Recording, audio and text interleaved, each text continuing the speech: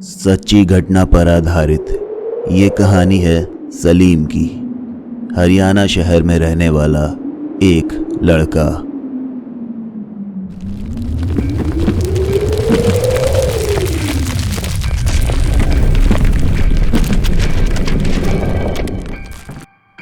शुरुआत से ही मुझे किराए के मकान में रहना अच्छा लगता था, क्योंकि मैं उस मकान को कभी भी छोड़कर किसी नए मकान में जा सकता था। और इस बार भी कुछ ऐसा ही हुआ था। मेरे पुराने घर से मेरा दिल भर चुका था और मैं तलाश में था कि मुझे कोई नया घर मिल जाए। और ये महज एक इत्तेफाक था कि मुझे एक ऐसा फ्लैट मिल गया जिसकी कीमत के हिसाब से वो बहुत सस्ता था। इसलिए मैंने इस बारे में बहुत ज़्यादा नहीं सोचा, मैं बस वहाँ रहने पहुँच गया। और अगले दिन मुझे मेरा एक दोस्त मिला।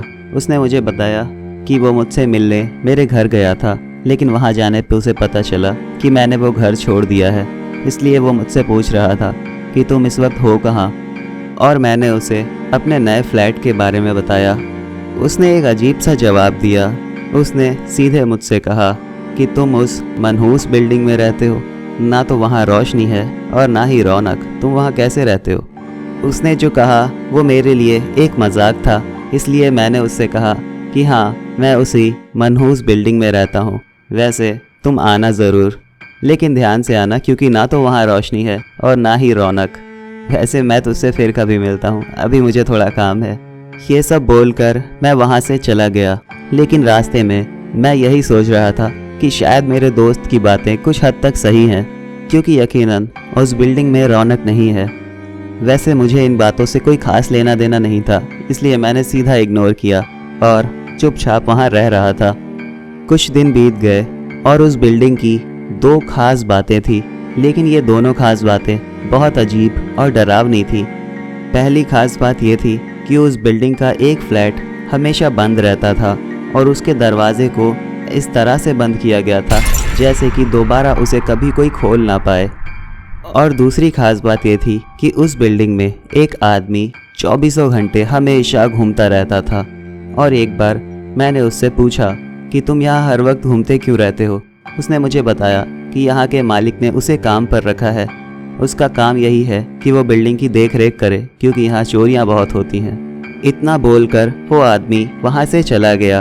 और अगले दिन रात का वक्त था, तकरीबन 11:30 या 12 बज रहे होंगे। मैं टीवी देख रहा था और अचानक मुझे आवाज़ आ रही थी जैसे कि कोई औरत मुझे अपने पास बुला रही हो। और ये आवाज़ मेरे फ्लैट के बाहर से आ रही थी। सुनो सुनो सुनो, यहाँ मेरे पास, यहाँ मेरे पास आ जाओ। हाँ, मेरे पास आ जाओ, मेरे पास आ जाओ। लेकिन मैंने इस बात पे इतना गौर नहीं किया, इसलिए मैं चुपचाप टीवी देखकर सो गया। और अगली रात मुझे फिर से वही आवाज़ सुनाई दे रही थी। सुनो सुनो सुनो, यहाँ मेरे पास, यहाँ मेरे पास आ जाओ। हाँ, मेरे पास आ जाओ, मेरे पास आ जाओ। इस बार मैं खुद को रोक नहीं पाया, इसलिए जैसे ही मैंने अपने कमरे का दरवाज़ा खोला,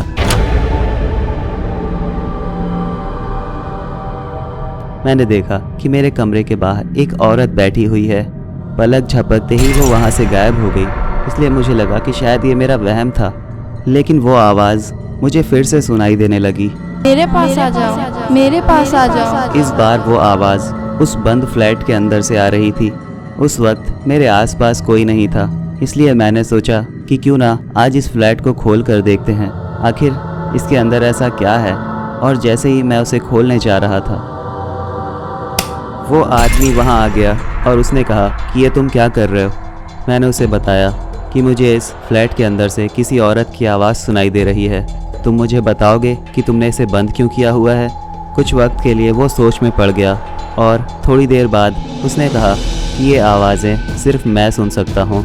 वैसे अगर तुमने ये सुना है तो तुम ये जान लो कि इस फ्लैट में एक औरत रहा करती थी जो बच्चों को मारकर उनकी आँखें और बाकी के शरीर के हिस्सों को मार्केट में बेच दिया करती थी।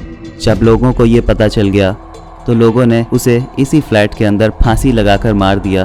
तब से लेकर आज तक ये फ्लैट इसी तरह बंद रहता है और कभी कभी किसी को ये आवाज़ें सुनाई देती हैं। इस तरह उसकी आत्मा इस फ्लैट से बाहर निकलने की कोशिश करती है, लेकिन ऐसा करने पर तुम्हारी जान भी जा सकती थी। अब दोबारा ऐसी कोई वाहियात हरकत करने की कोशिश मत करना। इतना बोलकर वो आदमी वहाँ से चला गया और मुझे मेरे कमरे में भेज दिया। मैं जाकर चुपचाप सो गया। कुछ दिन तक मैं रात को रोज़ इंतज़ार करता था कि शायद मुझे ये आवाज़ें फिर से सुनाई देंगी, लेकिन ऐसा फिर कभी नहीं हुआ। जब मेरे पैसे पूरे हो गए तो मैंने उस मनहूस बिल्डिंग को हमेशा के लिए छोड़ दिया।